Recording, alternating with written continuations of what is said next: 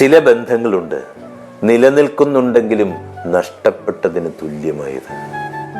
താല്പര്യമില്ലാത്ത സംസാരങ്ങളിലൂടെ, ജീവനില്ലാത്ത മൂളലുകളിലൂടെ വെറുതെ അങ്ങ് മുന്നോട്ട് പോകുന്നത്.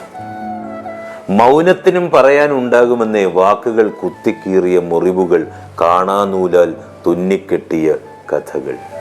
നമുക്ക് കേൾക്കുവാൻ ഇഷ്ടപ്പെടുന്ന ഒരാൾക്ക് പറയാൻ ഒന്നുമില്ലാതാകുന്ന ഒറ്റപ്പെടലാണ് അവിടെ. സംസാരം ഒരു ഭാരമാണ്. ഒരറ്റം തകർന്നാൽ പിന്നെ തിരിഞ്ഞു നടക്കുവാൻ കഴിഞ്ഞെന്ന് വരില്ല.